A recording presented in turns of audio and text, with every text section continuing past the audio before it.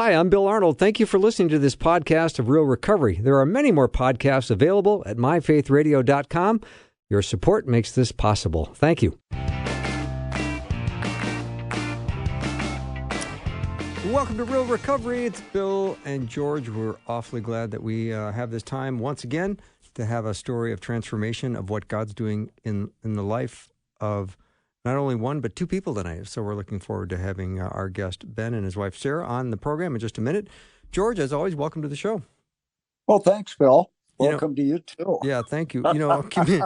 Community is so critical in recovery, and I think that's going to be part of the story tonight because... What was community? Community. Okay. Yeah. Oh, that's good. Yeah. Do you know... It's important. Yeah. Community. It's very important. It feels like you're making fun of me, which I am. I enjoy. I enjoy that. Okay. George, you're good at that. Do you know about the Rat Park? Not the Rat Pack, the Rat Park. There was a researcher by Dr. Bruce Alexander. He was understanding that addiction is far more than just any drug, because he did this experiment in the 1970s where he placed a rat alone in a cage with no other community of rats and offered two water bottles, one filled with water and the other one with heroin or cocaine. And the rats would repetitively drink from the drug-laced bottles until they all overdosed and died. That was it. And then he was wondering, is it about the drug or is it related to something else? So to test his hypothesis, he put the rats in a rat park where they were, among others, free to roam and play and to socialize, and they were given the same access to the same two types of drug-laced bottles. When inhabiting a rat park, they remarkably just preferred the plain water. They would imbibe occasionally on the drug-filled bottle, but they did so intermittently, not obsessively, and none of the rats overdosed because a social community beat the power of drugs. Interesting. Yeah. So I should have run that by you in advance. No, maybe we should all head out to the park today. But I agree. You don't stay sober without a community. You might, achieve abstinence for a while, but we need other people to be around, to be accountable to have people tell us no, and actually have a good time with. Hey, right. And I think, Bill, most of the people we work with are kind of rats too. I know I am. Is that if it's not working, I'm going to go back to what worked before for a while. Yeah, because that's better than nothing. And when we work with people who get sober, which is abstinent, with a change in your lifestyle, there's always a community involved of others. We've talked about on the show, addiction is isolation. Recovery involves community. So does church. But I need to be around people that have struggled with the same issues that I do, because, those aren't on the back burner. They come up still, and in a way that we relate to others, the way we relate to God, the way we walk it out. And it's very interesting that you'd bring this up today.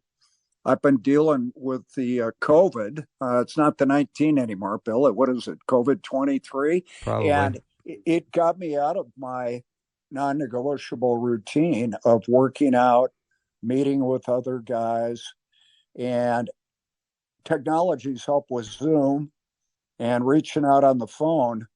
But boy, I'll tell you, there wasn't a lot of joy the last 10 days, and glad to be back working my recovery walk the way I used to. Yeah, because for as long as I've known you, your community has always been very critical to your well-being. And you've got your groups that you go to, your church you go to, you've got your your people that you see at the gym all the time, you've got your 12-step meeting groups and your golfing buddies, and all of that contributes to keeping George F. Nice and well balanced. Out of prison and safer for society. That's where I look at it. And no doubt, Bill, what you were going to say next is I would be a lot farther along if I had better friends, and I couldn't agree with you more. Yeah, thank you. I can't take any responsibility for this myself. But isn't that the truth in all walks? Yes. We're just not meant to be alone. Right. Yeah, no, that's so true. So we've only got 3 minutes left. Let's jump on a step, and that's your department. So which step would you like to talk about briefly? Well, what I was going to talk about tonight real quickly in the 3 minutes that we have for this, Bill, is that we usually talk about one step a week, but I found myself the last week working a lot of them. Step one is we admitted we were powerless over drugs and alcohol. Our life was unmanageable. I admit that, and to accept that, I need to go to 2, where I come to believe that a power greater than me could restore me to sanity. Sanity be living and acting in the truth. And 3, turning my will and my life over to the care of Jesus as I understand him. And to get to that, and realizing that I am limited by how I can walk that out, I need to go to 12, where I practice these principles in all my affairs. And the first one for me, principle, is honesty. I don't like this. I want to change this. Openness. Okay, what can I do? I'm a recovering alcoholic, cocaine addict, and I'm not able to walk out my normal walk with God and with others due to an illness. And willingness. It's HOW, honesty, openness, willingness. My willingness is to get on the phone, to pray to God. And, I've acknowledged that I'm struggling. I can't do what I normally do. But if you seek God out, he'll make it so it's good enough. You're not tempted beyond what you can handle. But I had to work this week a little harder than I was used to. But God is there, and so are other people. And I think, you just have to go, hey, I'm hurting a little bit. Can you help me? Mm-hmm. And for me, that's something I wouldn't have done 40 years ago, because I got it. Well, I never had anything. And I remember my dad said, when George says he's got it, the opposite is going to prove to be true. And that was. Mm-hmm. All right. We're going to have a great story tonight. I'm looking forward to it. Our guest is Ben. His wife, Sarah, is here with us tonight. So we just want to thank you, too. This week we had our amazing one-day winter fundraiser. And I just want to say thanks to everyone who gave so generously and care about the show and care about the station. And just thank you very, very much. We're going to take a break, and then we'll be right back with our show tonight. You're listening to Real Recovery with Bill and George. We'll be right back.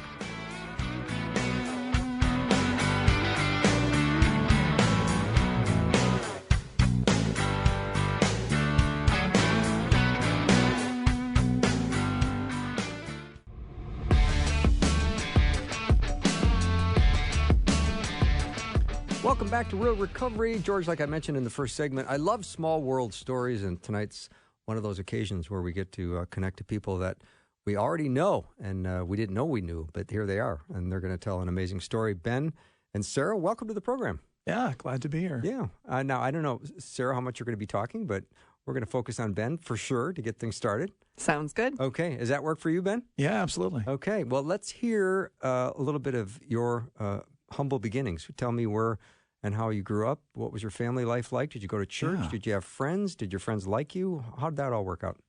Yeah, I grew up as a missionary's kid and as a pastor's kid. My dad had gone to a seminary in St. Louis, and so we went out into ministry as a family, and my brother and I were born during my dad's early beginnings there.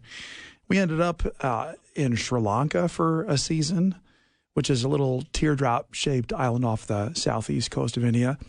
And we were there for about a year and a half. And then I did most of my growing up in New York City, where my dad eventually became a pastor. So in New York City? Yeah. Well, it's a pretty easy place to grow up, isn't it? Yeah, it's kind of can be counted as a rough neighborhood. Some people feel like it's growing up in Gotham City or something. George, did I just sound a little sarcastic there? No, Bill. Probably pretty accurate. I would think that would be quite the shock after Sri Lanka. Yeah. Yeah. New York City. There's parts of New York City that feel like a third world country, so it's just when I was growing up there. And so I hear that's still the case today sometimes. So Okay, so if Dad was a missionary, you must have been plugged into a church community and a family life and all that? Yeah, we were. I grew up in a solid Christian house in many respects. And so my dad was a head pastor, associate pastor first at the church that we were at for a real long stretch. Yeah. And but then he became the head pastor, and so that's where I did most of my growing up in that church, and I still would have great connections with a lot of those same people who watched me grow up and knew me as a child. And so, yeah. And this story has no rebellion in it, does it? Unfortunately, it eventually did. Oh, I didn't see this coming, George. Did you? No, it's a good start. It's a great start. Yeah. So, all right. So, all of a sudden, are you in high school now when the rebellion starts to kick in a little? Yeah. As a kid, really none of this showed up early on for me. I mean, there were some things that I experienced as a kid that kind of set me up. I later learned for the episode that wound up becoming my life in my teenage years. But no, my childhood was pretty stable for the most part. Mm-hmm.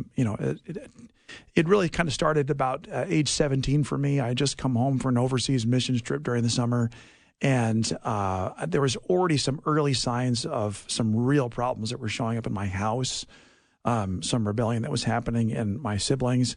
And so I just went headlong into all of this, and in a very, very short time, I was in a lot of trouble. So was it you weren't coping with the household situation, or you were? Yeah. A lot of it is just, you think of it as almost unpaid bills, emotional debt that you incur from early childhood experiences. I was really picked on a lot as a kid. There was some physical abuse that I encountered early on. There was even a family member who was involved in it. So it just really set me up in a lot of respects for what would later become this 5-year odyssey of craziness. Mm-hmm. So interesting way to frame it. 5-year odyssey of craziness. George, that's a first in 12 years. I'm really interested to hear about the odyssey. Yeah, I mean, you've got a 38-year odyssey, but I don't want to go there because it's, Ben's our guest tonight. Well, that's actually in recovery. And you're right. Every day is a new adventure over here. All right. So, Ben, you set yourself up with a great teaser. What does a 5-year odyssey look like? Tell me what happened.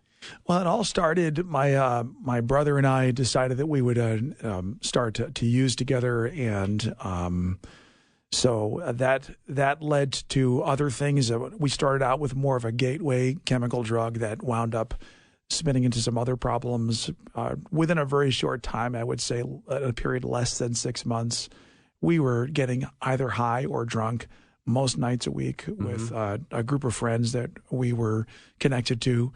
And so we went all over New York City getting in all kinds of trouble. And so unfortunately, my head, if I just stop and think about it, is filled with all sorts of memories of just a really crazy life that I began to live and embrace at that point. So out till all hours of the night, just keg parties in different parts of New York City.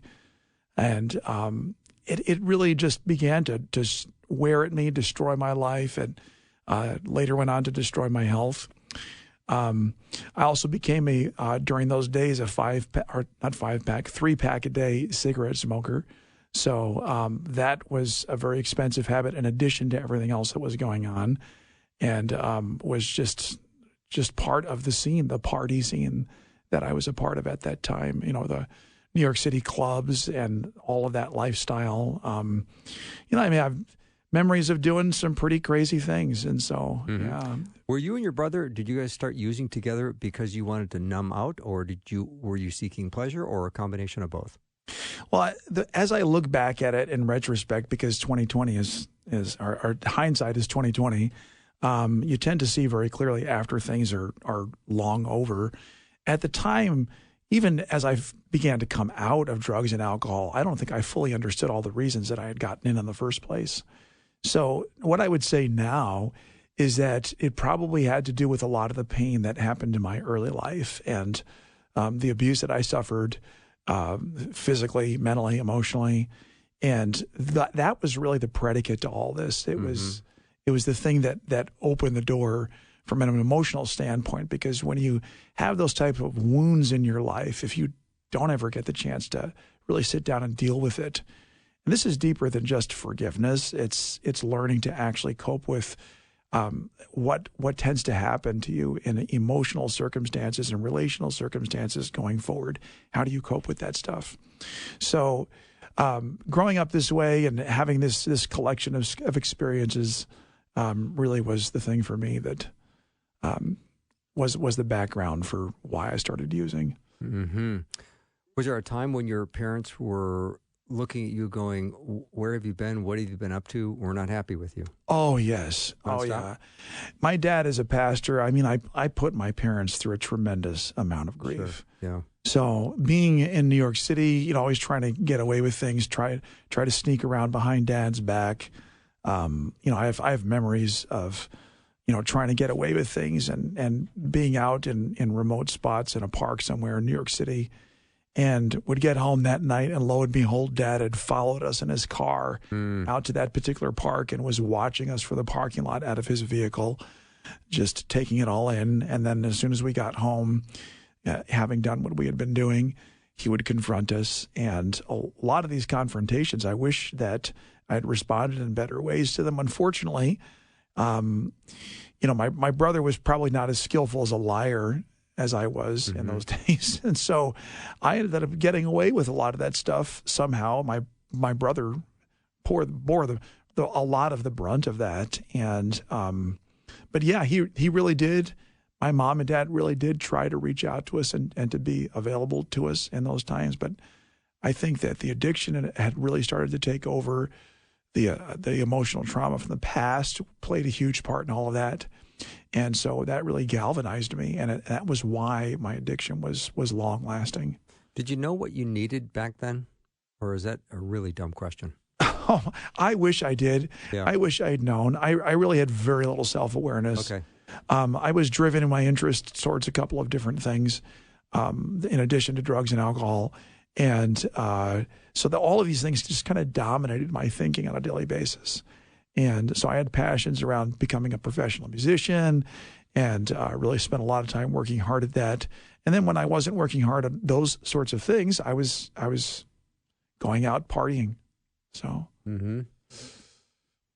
George, I don't know if you got a question. I got a couple more, but jump in. If growing up in that environment, going on missionary trips and missions, did you feel like you kind of got ripped off and you missed out on some stuff? Oh my goodness. Yeah. If I could somehow wave a magic wand and erase all this stuff, yes, there was tons that I missed out on. Anyone that is in addiction will tell you that, for any one person who falls off and delves into a lifestyle of addiction, there's going to be 500 people minimally that are going to become impacted. Well, I was a pastor's kid, so that widens it a little bit more automatically right there. And so the concentric circles just get worse. It reverberates in some big ways. And you wind up really wrestling with some arrested development issues. You just don't grow the way you ought to when you are masking all of your emotional struggles and trauma using coping mechanisms like chemical substances. Mm-hmm. Yeah, that's a very wise point. George, I know that you would probably have something to say about that as well. When you are in those developmental years and you're largely using all the time, you're not your frontal lobe, your frontal cortex is not developing in a proper way, is it? Well, I really what I meant by the question was an interesting answer. I was wondering if in your childhood, when you're moving around, probably tough to make friends, and you and your brother decided one night to go out, I thought maybe you felt ripped off because you missed out on a lot of fun.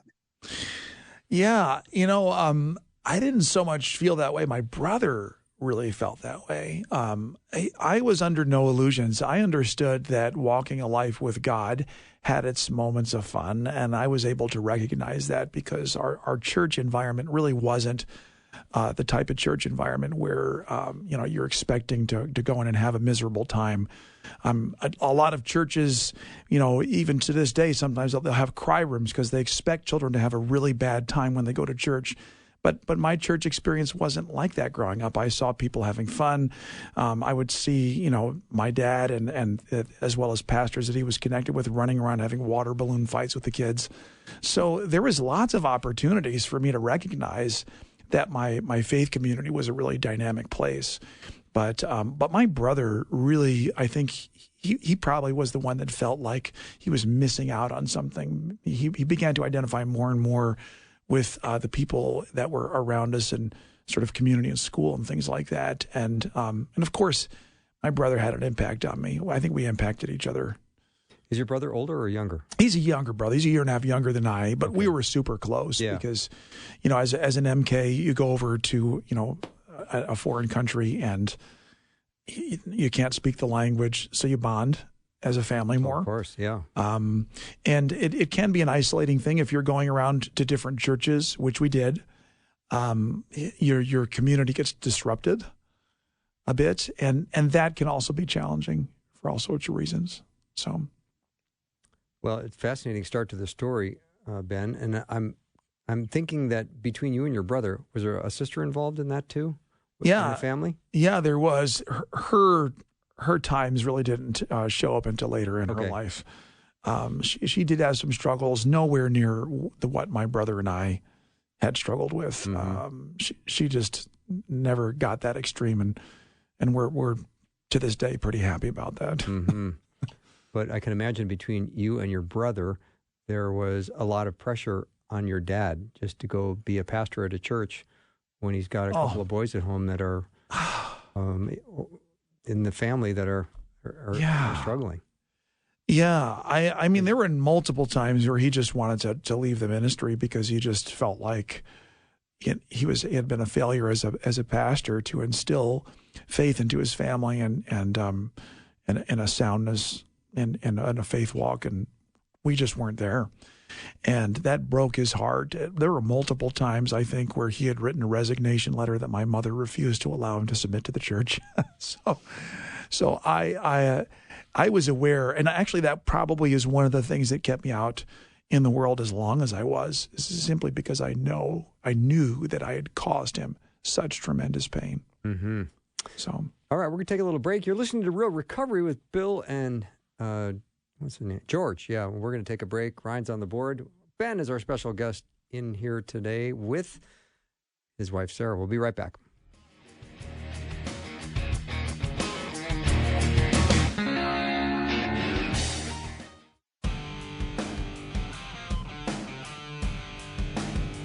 All right, Real Recovery has returned with George and Bill. How about that, George? I don't think I've ever done that before. Recovery. It was really heartfelt. Well, it was heartfelt, especially after the break the last time where I kind of stumbled on your name. I didn't mean to do that. Well, maybe I did. Hey, super interesting start. And I'm thinking if you're a drug addict, alcoholic, the good thing about having a dad as a pastor is you're not one of those, you're a prodigal. And right. Yeah, you get to call yourself a prodigal. Yeah. Yeah, there you go. There's some advantage to that, isn't there? All right. Yeah. Amidst all the 5-year odyssey, was there anything that happened in those 5 years that involved law enforcement or loss of job or anything that is of that kind of significance?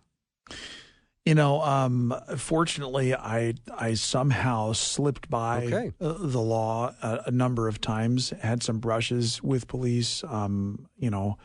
I have one memory of running from the police, while a weapon was being discharged, but somehow we managed to stay out of, winding up being incarcerated. And in some ways, that's both a good thing and a bad thing.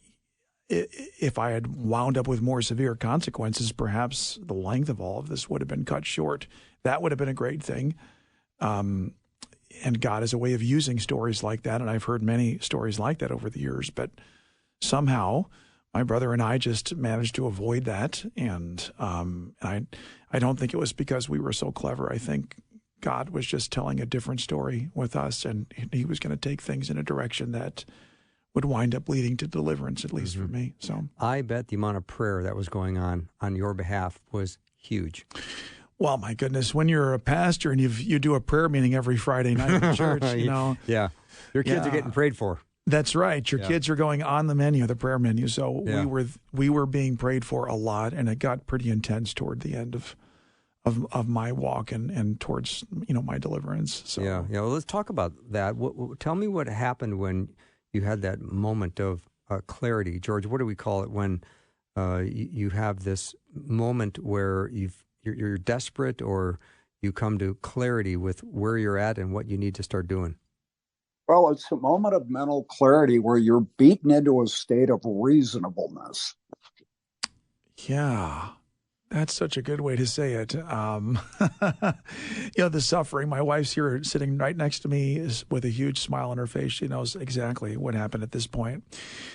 So I was jumping around to different colleges during that season of my life, and I wound up in a college. It was called Evangel University. It was in Springfield, Missouri, a great Christian college.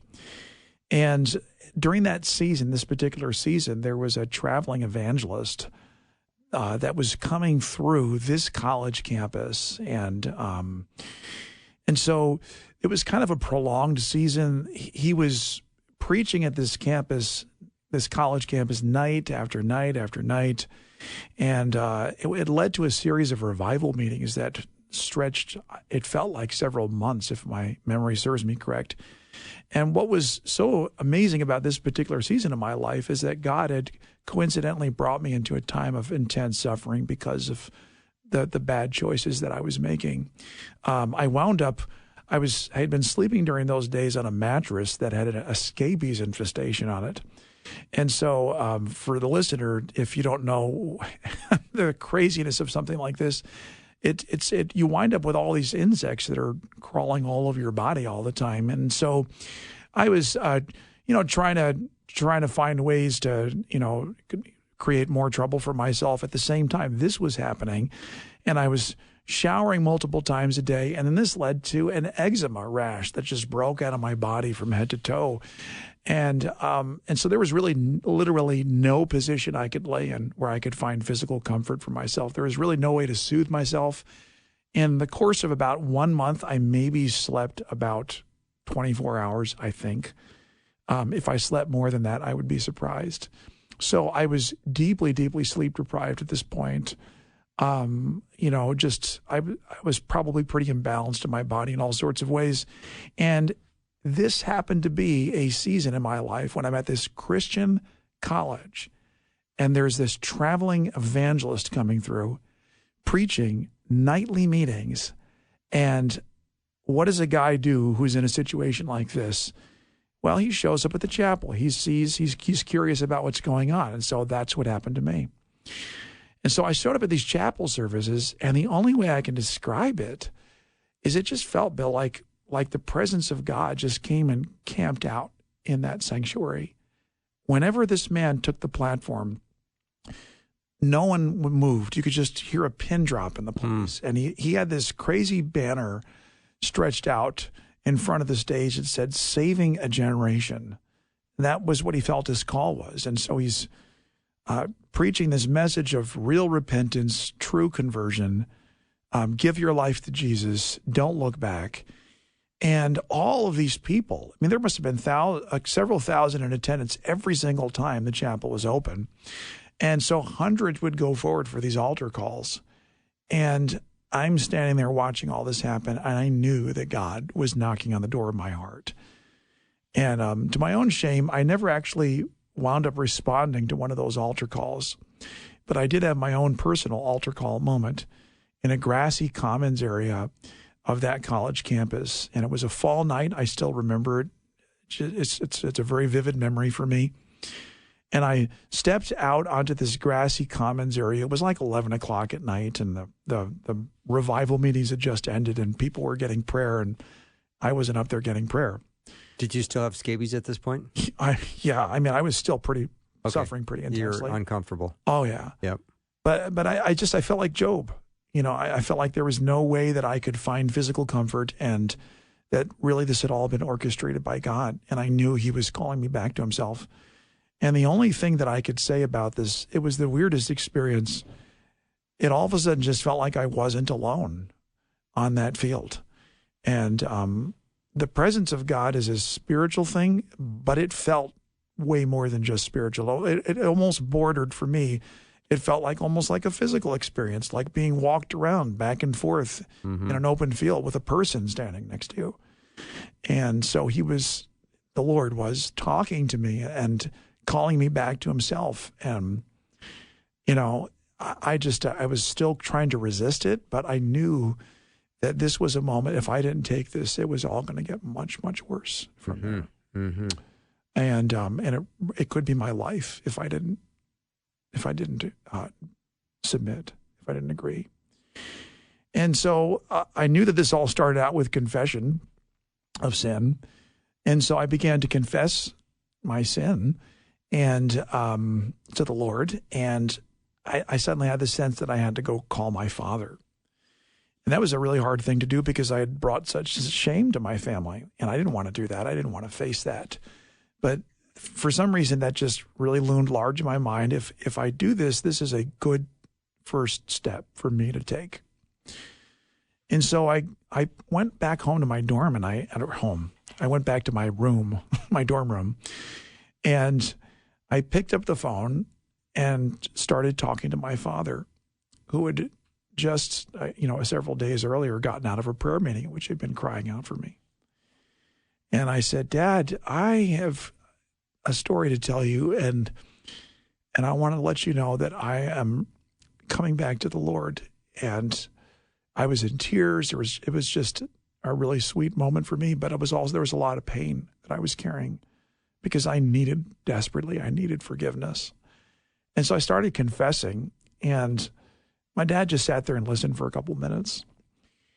And then about 5 or 10 minutes into it, he just said to me, son, I just want to stop you for a second because I know that you feel you have to rehearse this all to me right now and just tell me everything that you ever did. But I just want to tell you, you don't need to go through all this because I want you to know that I forgive you. And I was totally blown away by that, that my dad would be willing to forgive me was a big, big deal. And God did a miracle that night. I don't have the same story that a lot of people do who come through the sort of situation I did. Most people have to go through some sort of chemical dependency program, and I never did. And as I've searched for reasons from the Bible as to why this happened to me, it was years later I felt like I found what might have been the answer. And so for me, it really helped to confirm some things, to understand really the power of the gospel and Jesus' ability to deliver people from really, really extreme circumstances like mine. So Paul says in Romans 6:14, sin won't have dominion over you. And to a lot of people who maybe hear that verse for the first time, it almost sounds like fantasy because lots of Christian people struggle with the power of sin. They wonder how to get free. They don't understand why they are still, after years of following Christ, they're just dragged back into their sin almost against their will in spite of themselves. How does that happen? And then Paul has the nerve to come along and say that sin won't have dominion or mastery over you. That just sounds crazy when you first hear a statement like that. But then Paul goes on in the second half of that verse to give us the reason. He says, sin won't have dominion over you since you're not under law, but under grace. And there's something about the power of forgiveness that really tremendously affects the heart. And I began to really appreciate several things as I thought about my story years later. I thought about the very few people that I ever met that had a story like mine. Maybe 4 or 5 folks that just miraculously got free like that. And really what it is that Paul is showing us, the Bible is showing us there, that sin is not just simply an evil deed that someone does. It's a supernatural power that controls you. But just like electricity, there needs to be certain conditions present in order for it to do this. And so for me, as I thought about what that verse was saying, I recognized, I see it. Grace disrupts the power of sin. And when it's properly appreciated and it's received, then it can actually cause sin's power to lose control over the course of someone's life. But see, the catch-22 to that is that, do you really believe that that's true? Do you believe that God has forgiven you? Any area of my life where I struggle to receive God's grace, that's an area where I'm going to struggle in sin. Mm. But any area of my life where I learn to take God's grace for granted, I'm going to walk in effortless holiness. Now, that happened to me in the area of my chemical addictions, but it sure didn't happen in a lot of other areas of my life where I had no way to forgive myself. Mm-hmm.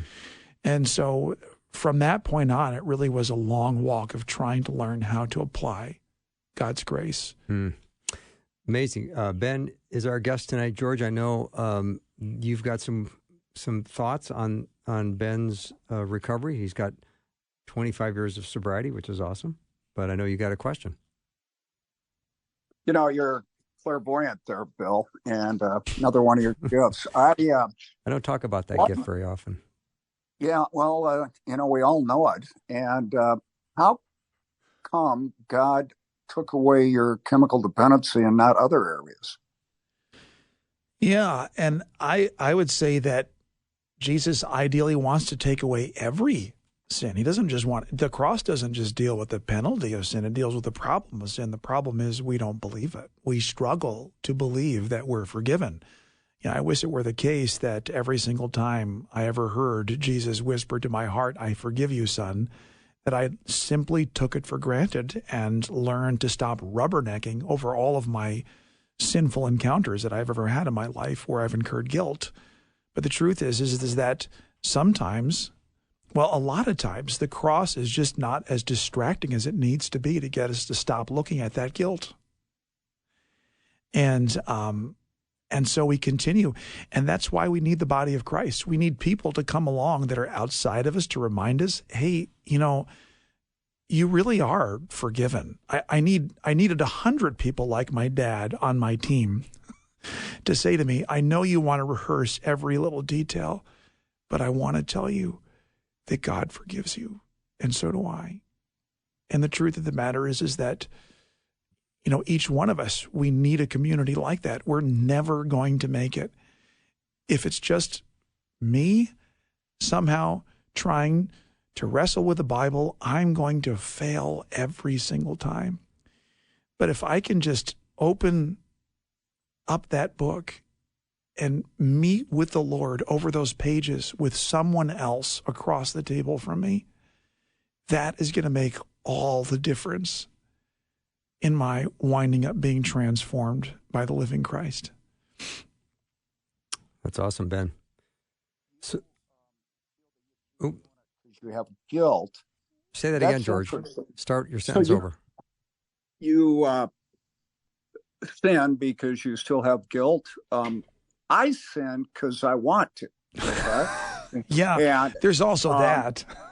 You know, like, I don't think there's any sin I commit that I didn't choose to do it because I thought my way would be better than God's.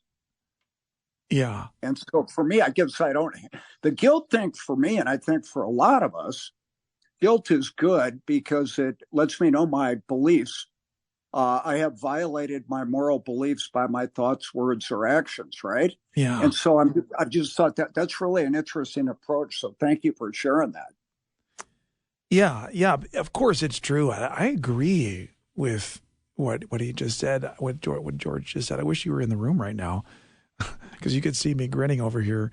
Yeah, I absolutely identify with this. And I think that those times where we do deliberately choose that we're just going to go do this sinful thing, you know, it's because we want it.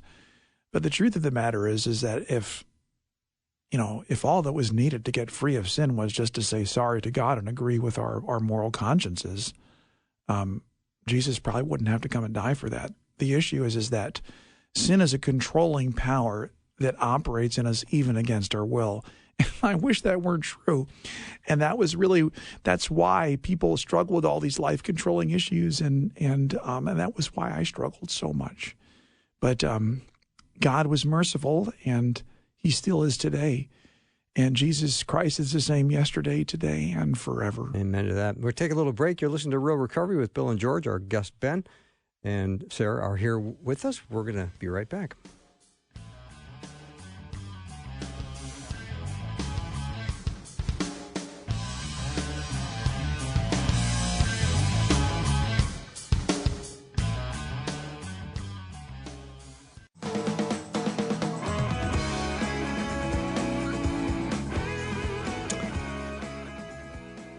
We are back.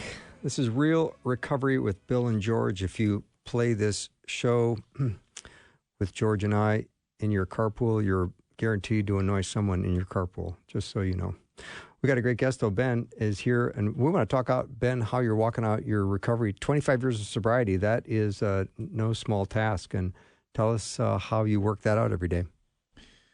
Yeah, well, for me, the community aspect of it is utterly important. If we don't have people in our corner, if we're not able to talk about the problems that we're struggling with, if we never bring these things into deliberation with others, then we're going to wind up staying stuck. One of the folks that Sarah and I have come to listen to is Jimmy and Renee Rollins, pastor at church in I believe Texas, or is it? They did.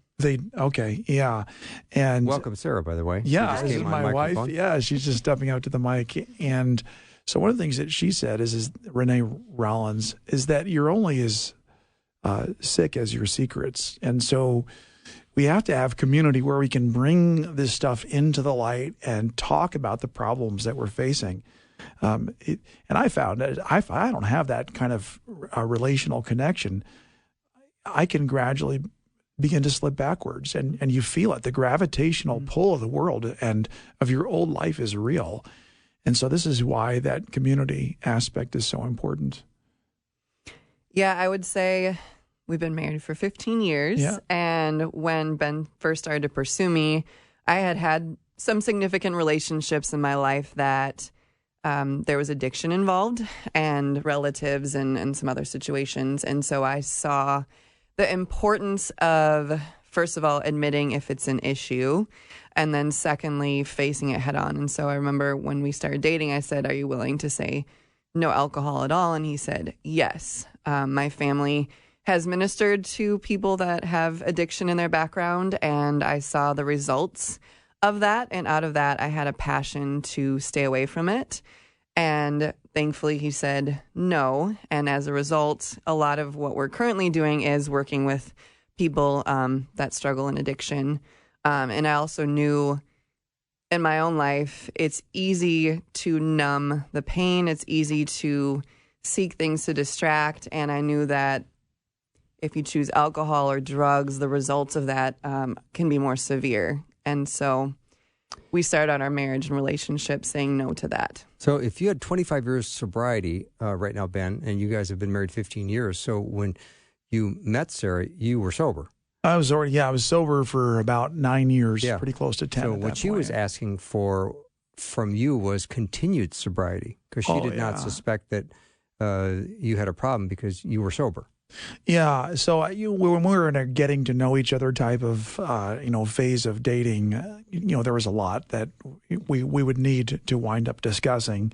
And so just at the beginning of our relationship, there were some expectations that we talked about right away. And that was one of hers, that she wanted to be married to somebody who would have a dry house. And I said, well, yeah, actually, that would be good for me too, because I also had some struggles in that area in my life. And I shared with her my story of recovery at that point. And so as everything became known, it just became clear to us, well, this is the way that we're going to live. We're going to endeavor to follow the Lord. And it's been a radical commitment on our part, and in some respects, but it's been a good one. It's been one that has helped us to sustain us. And wasn't that a huge sigh of relief when Sarah said, I want us to have a dry house? Oh, yeah. Weren't you like, thank you, Lord? That's not only what I want, but it's what I need. It's what I need. And she really was. God delivered to me a spouse that has been able to walk with me every step of the way in my life ever since then, and in the endeavors that God has led us to do as a family. It's all been supported by those internal secret commitments that you make to follow the Lord and to live with Him. And so, having a spouse that walks with you through all of that is just absolutely integral. So, And Sarah, how do you help Ben? Well, first of all, addiction can come in many forms. And so we look at everything, whether that's our phone, we look at our computers, we just keep in constant communication, not because we have to, but because we want to. Nice. The two of us are in ministry, and so we also know as leaders, you're called to a higher standard. And with that, there's a lot of ways, even if you are making the right decisions, someone can accuse you that you're not. And so part of our safety is to keep that accountability, and we enjoy it. It's nice to not have any secrets. It's nice to ask those hard questions. Sometimes maybe I don't like the answer, but we found it's far better to bring it into the light. Maybe if it's a small thing, than it is to all of a sudden find that there's been a different world that the other person has created, or a secret that they've been hiding for a long time. And I'd say I'm stronger in the emotional intelligence, and so I'll look at him and say, let's dig deeper.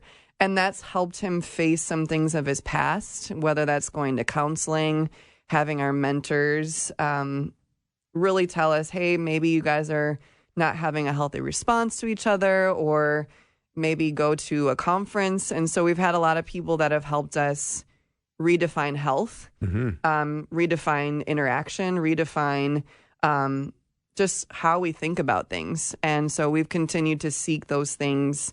So our community is huge, and he has his own mentors. I have my own mentors that have asked us those hard questions, that have helped us from turning to self-soothing, other things that are tempting, but yet they're not really getting to the core of maybe a struggle. Mm-hmm. George, I'm going to defer to you with a couple minutes left. Well, it sounds real solid, and you both sound like you worked your own program apart from each other so you can come and work on your relationship together. Is that right? Yeah, it really is. It really is, for sure. And, it's just a lot of the stuff that God has for us in our future. Of course, you don't see it initially when you first come back to Christ, but there's just no way that you can carry out the plans God has for you if you're not walking in a place where you're gradually working on your recovery at some level. And so now at this point, I'm working with Minnesota Adult and Teen Challenge. I'm one of their profs over at their Bible college, and a lot of people getting trained up for ministry there. And then I'm doing church planting right now. My wife and I are planting a church in our city, Anoka, Minnesota, and it's just been for us. There's just no way to really walk out God's plans if you're going to entertain unwillingness to work together on the issues, and to, weekly even just bring these things into the light so that you can grow through it all. Mm-hmm. We just have a couple of minutes left, Ben. I'm curious, how's your brother doing? Yeah. Well, so our family, we continue to pray for him, and there does seem to be some lights that are going on in his heart, with respect to understanding who Jesus is, Well, the minute you brought him up and that you guys started partying together, I instantly started caring about him as well. Yeah, and thought, oh, this sweet man, how is he today? And I was hoping that there's a story as victorious as yours, but we'll keep praying for him. Yeah. And if Colin were listening, to this, I would say, hey, brother, the water's good, man. Jump in. So. Well, we'll have to figure out a way to get this message to Colin so he can hear it. Yeah, for sure. Yeah, for sure. Yeah, and your situation with your folks all ended up patching up nicely? It did, yeah. And that grace that I encountered in that initial phone call has continued to remain part of my relationship with my parents right up into the present. That's a beautiful moment. Ben, thank you. Sarah, thank you so much. It's been great having you tell your amazing story. Yeah, thanks you for having us. All right, George, that kind of wraps up another award-winning episode of Real Recovery. Any parting thoughts? Yeah, just thanks for showing up and sharing your story with us. It's just fantastic. Yeah, and thank you for listening to Real Recovery tonight, and thank you for supporting Faith Radio. Have a great week, everyone. We'll see you next time.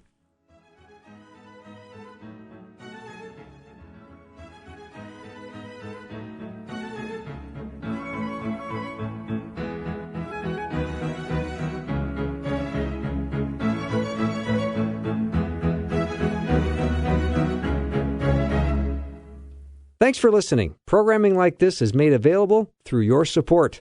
Information available at myfaithradio.com.